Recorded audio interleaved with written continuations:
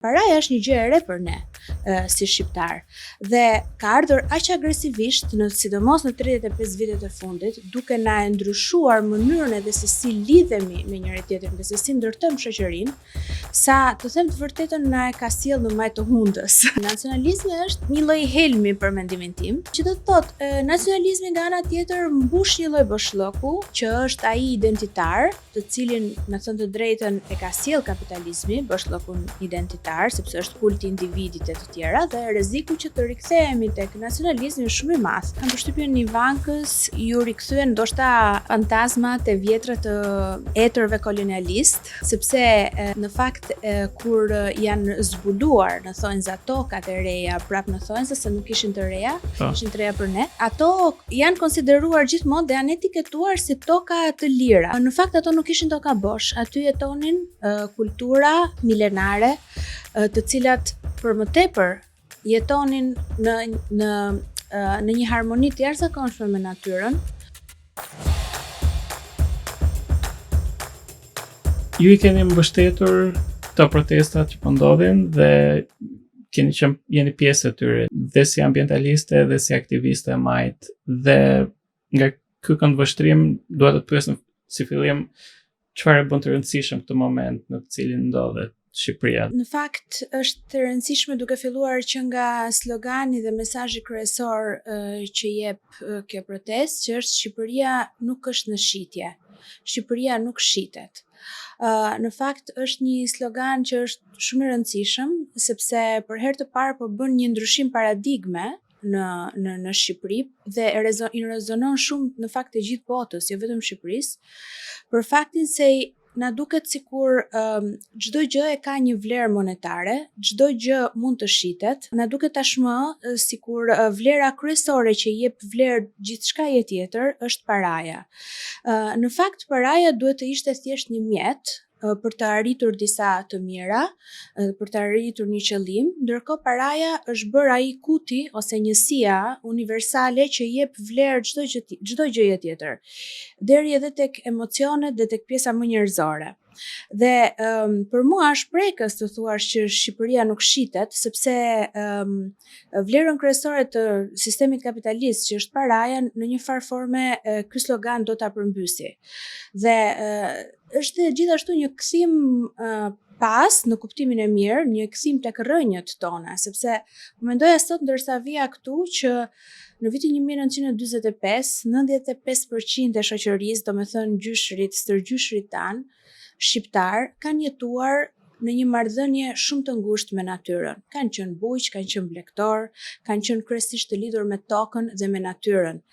Dhe vlerat që ne kemi si popull, si njerëz, si komunitete, janë vlera që në fakt janë shumë thelbësore dhe shumë njerëzore dhe që kanë shumë pak të bëjnë me paran. Paraja është një gjë e re për ne si shqiptar dhe ka ardhur aq agresivisht sidomos në 35 vitet e fundit, duke na ndryshuar mënyrën edhe se si lidhemi me njëri tjetrin dhe se si ndërtojmë shoqërinë, sa të them të vërtetën na e ka sjellë në majt të hundës, nëse mund ta them kështu.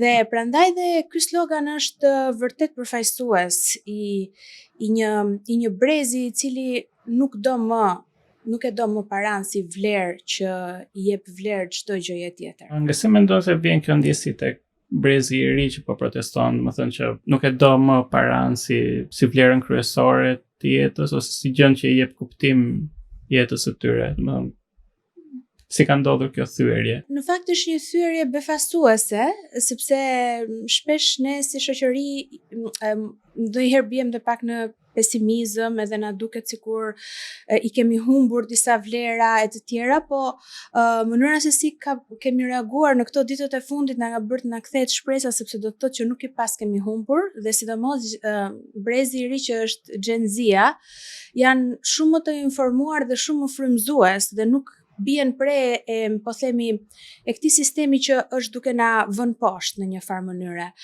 Pse e them këtë? Isha para disa javësh në një seminar dhe një studiuese, duke folur ajo psikanaliste në fakt, tha që fjala evil, pra djallëzore, në gjuhët e vjetra indoeuropiane do të thotë tepri. do të thotë pra excess, exceeding, do të thotë tepri dhe në fakt nëse ne e shohim këtë në lidhje me natyrën, ajo që ne kemi bërë natyrës e kemi tepruar në çdo cak dhe në çdo skaj, duke marr, duke zhvatur, duke shfrytzuar, dhe nuk kemi më një limit, nuk kemi më një kufi. Dhe prandaj jemi po arrim të kalojmë në një pjesë djallëzore, do thoja unë. Dhe dukshëm njerëzit e kanë ndjerë këtë, edhe kanë filluar ta kuptojnë, edhe kuptojnë që edhe jeta shpirtërore jona është varfëruar për sa kohë është subjektivizuar dhe i është vënë poshtë nga pushteti i paras dhe i zhvatjes dhe i marrjes dhe i shfrytëzimit të çdo lloji territori, të natyrës, të resurseve, të njerëzve. Po, do flasim dhe për atë. Në qoftë se kthehemi pak tek arsyeja pse nisi ose pika që derdhi gotën që është quajtur shpesh në lidhje me këtë protestë, që është projekti në Zvërnec. Argumenti kryesor i qeverisë në lidhje me Zvërnecin ka qenë që ai do sjellë investim, do sjellë vende pune dhe do ta vendos, nuk e di nëse është thënë pikërisht kështu, po është lënë të kuptohet që ky projekt do ta vendos Shqipërinë në hartën e turizmit botror. Në qoftë se është kështu, atëherë pse nuk ka funksionuar kjo narrative e qeverisë, duke qenë se ka një numër shumë të madh njerëzish që janë në bulevard duke protestuar. Unë përmenda natyrën, tani do kthehem pak tek elementi njerëzor. Në fakt ne këto 35 vite jemi fiksuar me fjalën zhvillim. Edhe aty kemi kaluar në tepri tek zhvillimi. Dhe kur bëhet fjalë për të tilla projekte, për të tilla resorte masive ose luksoze, investime të mëdha, ne e dim shumë mirë që në të gjitha fazat e zhvillimit të këtyre projekteve, njerëzit janë gjithmonë aty ka një problem klasor që në fakt është shumë i madh. E para, këto toka, të cilat po përdoren, i merren dikujt, i merren fshatarëve, i merren njerëzve. Dhe që aty kemi një problem të theksuar klasor, i merret të varfërve për t'ju dhënë të pasurve. E dyta, gjatë zhvillimit të projekteve një herë që kanë filluar, kush janë punëtorët që shkojnë? Kush janë punëtorët që sot e kësaj dite në Dubai, me që u përmend dje edhe nga kryeministri Dubai, jetojnë si mint, merren nga Bangladeshi, nga India dhe jetojnë në kushte të skllavëruara. Sot Shqipëria nuk ka më forcë punëtore sepse shqiptarët shumica kanë ikur, klasë po themi e atij lloji krahu pune, dhe nga do merren nga këto vende dhe do shfrytëzohen. Kalojmë tek një herë, mbasi ka ndodhur pra projekti dhe mbasi kemi një resort luksoz apo diçka. Kush do t'i aksesoj këto resorte? Sot, në qoftë se shkojmë në Dërmi ose në Palas, këto ekzistueset, të cilat në fakt kanë qenë ato pikat e shumta që po e mbushnin gotën. Kush mund të shkojë me 300 euro nata? Një pensionist, një mësues, një doktor, një njeri thjesht, një njeri mesatar, shtresa e mesme? Askush nuk i akseson më këto teritorit të Republikës së Shqipërisë.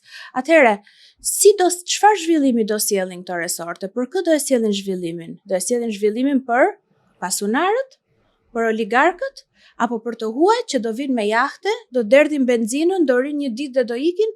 Çfarë modeli zhvillimi është ky që kemi ne? Përse e zgjodhëm ne këtë parti socialiste?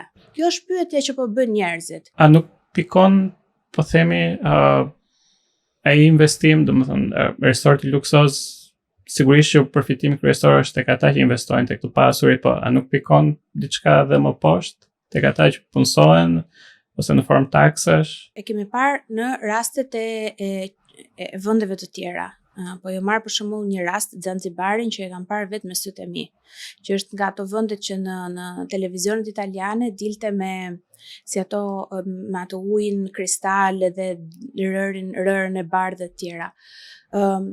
Resortet atje janë të ndara me thik. Në brezin e parë janë të pasurit europianët që shkojnë dhe shpenzojnë shumë amaramëndse, është e prerë me thik dhe mbrapa janë fshatra tradicionale ku jetojnë afrikanët, të cilët janë shërbëtor, janë kamarier, janë banakier me rroga normale të këtyre mega resorteve të luksit. Pra në një farë mënyrë popullatat lokale që jetonin nëpër këto vende, thjesht i shërbejnë këtij resortit dhe me shumica e kapitalit dhe përfitimeve që vijnë nga këto lloj resortesh masive, shkojnë në xhepat e shumë pak njerëzve. Ky është problemi. Unë nuk jam kundra faktit që këto territore të jenë të përdorueshme nga njerëzit. Nuk po flas për zonat e mbrojtura, po flas për një rast hipotetik. Se për zonat e mbrojtura sigurisht që nuk do të preken fare, po flas marr kot dërmiun ose palasën. Mund të ketë turizëm familjar, mund të kenë njerëz si në shumë vende të tjera edhe europiane, ku investimet janë të vogla, bëhen nga persona, nga njerëz, nga një familje e cila fiton një shumë të caktuar. Nuk ka nevojë pse të bëhen investime me të huaja nga kapitale të cilat ne nuk ja u dim origjinën, që janë të mëdhaja, janë pra te prica që vinë këtu tek ne, ose siç po del edhe në ditët e fundit nga hetimet që po bëhen, janë kapitale që vinë nga krimi për të pastruar parat. Atëherë këto sigurisht që e dëmtojnë shoqërinë tonë, e dëmtojnë territorin tonë. Ne këtë po themi, nuk po thot njëri që ne jemi radikale dhe duam të kthehemi në xhungël dhe në pyll, se nuk po themi këtë, jetojmë të gjithë në këtë shoqëri. Në qoftë se mund të kalojmë pak tek një artikull juaj, kolonializmi në Shqipëri dhe revolucioni flamingove. Gjatë kohës që po lexoja, një gjë që më mbeti në mendje ishte dhe leximi që i bëni gjuhës së përdorur nga Ivanka Trump në intervistën e famshme tani, ku flet për Sazanin dhe si e zbuloi ishullin. Jam kurioz çfarë bën të rrezikshme politikisht këtë lloj gjuhe, sidomos kur përdoret nga dikush që nuk është thjesht vizitor, po një investitor potencial. Fakt, ajo është një gjuhë që në mënyrë të pandërgjeshme kam përshtypjen në Ivankës ju rikthyen ndoshta fantazmat e vjetra të etërve kolonialist, do thoja, sepse në fakt kur janë zbuluar në thonjza tokat e reja, prap në thonjza se nuk ishin të reja, ishin të reja për ne, ato janë konsideruar gjithmonë dhe janë etiketuar si toka të lira dhe toka bosh, që gjithkush mund të arrinte dhe në kërkim të lirisë maksimale mund t'i merrte dhe mund t'i zaptonte. Në fakt ato nuk ishin toka bosh, aty jetonin kultura milenare, të cilat për më tepër jetonin në një harmoni të jashtëzakonshme me natyrën, nuk kishin një ndarje midis njerëzimit dhe natyrës sepse konsideronin veten pjesë të natyrës, janë qytetërime kryesisht animiste, të cilat hynoren e shohin tek natyra. Dhe për këtë arsye edhe respektin dhe marrëdhënien me natyrën e kanë shumë të thellë. Sigurisht erdhën kolonialistët, zbuluan parajsën dhe morën tokat. Tani sigurisht që ajo formë të foluri na ktheu pak në këtë lloj mendësie, të them të vërtetën, dhe prandaj ishte edhe shumë e sikletshme dhe mendoj që prandaj edhe njerëzve i ka prekur një lloj nervi që këtu ka njerëz, nuk është këtu ka një sovranitet. Këtu ka një sovranitet. Domethënë ne e dim që kapitali e ka nënshtruar sovranitetin e shteteve, sepse sigurisht që flukset e kapitalit janë ato që i përcaktojnë ndonjëherë shpeshherë edhe agjendat politike.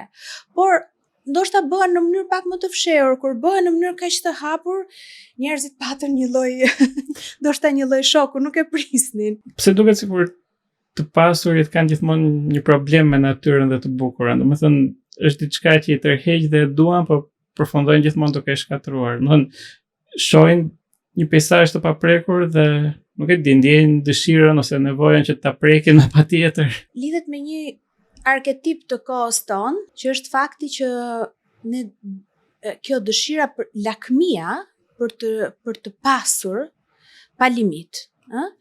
Dhe kjo është arketipi i kohës tonë, mendoj unë, që është sigurisht frymëzohet nga sistemi kapitalist në cilin ne jetojmë. Dhe përpara sistemit kapitalist, bazën e ka tek patriarkalizmi, që është e vërteta. Pra, kjo dëshira për të zotëruar, për të poseduar dhe për të marrë çdo gjë, që nuk ka qenë gjithmonë kështu në në natyra njerëzore, në ndërmjetëvjeçar. Dhe sigurisht që ata që kanë më shumë duan dhe më shumë. Dhe ndonjëherë mendoj që koha ku jetojmë ka një arketipi që mund ta përshkruaj më shumë është ai i Faustit, Faustian, pra i këtij njeriu i cili nuk e njihte limitin dhe dëshira e tij për të pasur pa limit, pa kufi, që një sekond se ka kufi çdo gjë, bëri që ai të shiste shpirtin e tij. Kupton? Dhe ndoshta kjo lloj forme është ajo që i nxit këta njerëz që kur shohin diçka e duan me patjetër, ndërkohë që mund edhe ta lësh të lirë dhe mund ta shijosh pa e poseduar diçka. Ka për të gjithë. Duket pak e pamundur në ditët që jetojmë, po një gjë tjetër që më bëri përshtypje tek shkrimi juaj është dhe kritika që bëni ndaj gjuhës gati spirituale të Ivanka Trump në intervistë. Ideja të ndërtuarit të diçkaje që e manifeston mënyrën se si njerëzit duan të jetojnë pranë natyrës. Dhe dua të pyes pse ka kaq të nevojshme kapitalizmi i luksit që të huazojë gjuhën e natyrës dhe spiritualitetit? Mendoj që është një mënyrë për të parandaluar kritikën, është një mënyrë për të blerë dhe për të glabëruar çdo lloj narrative rreth rrotull, në mënyrë që të justifikoj pastaj veten. Mendoj që edhe fatkeqësisht edhe shumë rryma të ashtu quajtura spiritualiste janë futur në logjikën kapitaliste, domethënë që kanë parapatyre qëllimin për të bërë para. Sigurisht që çdo gjë që shkon në treg ka një vlerë të vetën dhe nuk po themi që ata që merren me spiritualizëm nuk duhet jetojnë dhe nuk duhet të marrin një rrogë, nuk e kam fjalën për këtë rast. Ky është tjetër gjë, po kur bëhet pastaj qëllim në vetvete, fitimi paras edhe në po themi këto rrymat spiritualiste, atëherë bëhet problematike dhe ajo, sepse kthehemi tek ajo që tham që i vetmi Zot pastaj është paraja dhe fitimi, edhe cilat janë vlerat e tjera. Mendoj Ivanka kur ka folur për Sazanin ka dashur ndoshta ta ëmbëlsoj pak dhe të tregoj që edhe ajo është e lidhur me natyrën, ndoshta është një formë për ta justifikuar pak veten dhe për të mbuluar faktin që kemi të bëjmë gjithsesi me një transaksion shitblerje të një ishulli. Paka shumë, ose në mos shitblerje marrje me qirat paktën. Do të them pak prap tek slogani, domethënë ai që është bërë slogani kryesor i protestës, Shqipëria nuk është në shitje. Tingëllon si një parollë nacionaliste patriotike, po ne e tham që është në thelb i slogani majt. Dhe jam kurioz si mund të shmanget çndrimi i kësaj proteste në një protestë vetëm kundër investitorëve të huaj. Do e filloj njëherë me nacionalizmin. Nacionalizmi është një lloj helmi për mendimin tim. Është një shënjues identitar që deri diku është shpikur pak në tavolinë me shpikjen e Shtetit Komb në 800-ën, pak a shumë, dhe në këtë formë është edhe ka qenë gjithmonë edhe deri diku i forcuar, sepse vënia e kufive nacionalist ndaj territoreve ka lënë jashtë ose brenda shumë territore të cilat pastaj kanë filluar të kenë konflikte. Shihni për shembull rastin e Shqipërisë, shumë komunitete shqiptare janë lënë jashtë Shqipërisë, jashtë hartës. Që do të thotë, nacionalizmi nga ana tjetër mbush një lloj boshllëku që është ai identitar, të cilin, me thënë të drejtën, e ka sjell kapitalizmi, boshllëkun identitar, sepse është kulti i individit e të tjera, dhe rreziku që të rikthehemi tek nacionalizmi është shumë i madh. Dhe këtë për shembull populizmin dhe nacionalizmin e përdoren edhe të djathtat nëpër Europë e gjetk. Po, edhe sigurisht që është rrezik edhe këtu tek ne, sepse edhe ne jemi pjesë. Është dhe i kuptueshëm deri diku, sepse është dhe një lloj ndjenje përkatësie, pra ne i përkasim Shqipërisë, por unë mendoj që ne duhet të vëmë lente të tjera dhe sheshi aty ku protestojnë, ku ka protestues, përfaqëson shoqërinë shqiptare sigurisht, ka nga të gjitha rrymat, nga të gjitha grupimet dhe për mendimin tim ajo që është e rëndësishme brenda forcave që janë aty brenda në shesh, duhet të kuptohet që një nacionalizëm përjashtues ose me ca retorika të vjetruara nuk na i shërben kauzës. Pse? Sepse të njëjtat probleme që ne kemi si shqiptar i kanë edhe shumë komshinët tanë. I kanë në Kosovë, i kanë në Maltëzi, në Maqedoni, në Serbi, në Kroaci, i kanë gjithandej. Pra problemet që ne kemi si popull, i kemi shumë të ngjashme me popujt e tjerë. Në këtë kuptim, atë dhe dashuria patjetër, dhe ka shumë atë dhe dashuria aty brenda, për një, po themi, një shtëpi të përbashkët që ne e quajmë Shqipëri, dhe për disa shënjues identitar shumë të shëndetshëm që ne kemi, siç janë për shembull dashuria dhe përkatësia ndaj natyrës, ose gjua shqipe, ose gjëra të tjera, por sigurisht duhet të kemi gjithmonë kujdes që mos kalojmë në disa retorika pak të vjetruara. Megjithatë, unë nuk më duket se protesta ka kaluar në atë lloj faze, absolutisht protesta domethënë mesazhet i ka të qarta, mesazhet janë për mbrojtjen e natyrës shqiptare, nuk ka asnjë lloj, po themi, dashakesie drejt investitorëve të huaj, në kuptimin se ata janë të huaj. Ajo, për mendimin tim, aty duhet të dallojmë investitorët të cilët vinë me një kapital i cili mund të bëjë dëm shumë të madh. Dhe përmenda këto kapitale për mendimin tim vijnë nga dy lloj po themi hapësirash. Njëra është hapësirat kriminale që krijojnë pastaj dëme shumë të mëdha në real estate e tjera, dhe të tjerat janë investitorët e parave të marramendse, të cilët pastaj e zhbëjnë komplet territorin nga identiteti dhe nga popullata lokale, siç e përmenda më përpara. Në këtë kuptim, nuk mendoj që është kaq shumë të bëjë me faktin që ata janë të huaj, sepse në fakt në protestë janë hedhur shumë mesazhe edhe kundra investitorëve shqiptar, të ashtu quajtur për shembull oligark, që janë këta njerëzit që nuk kanë pyetur për të tjerët. Dhe më pëlqen shumë për shembull parolla Shqipëria e shqiptarëve jo e oligarkëve. Është hedhur shpesh në protestë. Pra, unë për mendimin tim, duhet të jemi të kujdesshëm, të mos ta kthejmë në nacionalizëm, po ta mbajmë në atë dashuri siç ka qenë deri tani. Po, ndërkohë që shumicën e këtyre problemeve që protesta ka sjellë në vëmendje i bashkon, po themi, gjuha e të majtës, pse duket sikur zëri i një të majte progresive nuk dëgjohet qartë, të paktën deri tani brenda protestës. Unë gjithmonë kisha shpresuar që nëse kjo lëvizje do ndodhte, do kishte patur pikërisht ngjyrat e një të majtës, e një të majte progresive.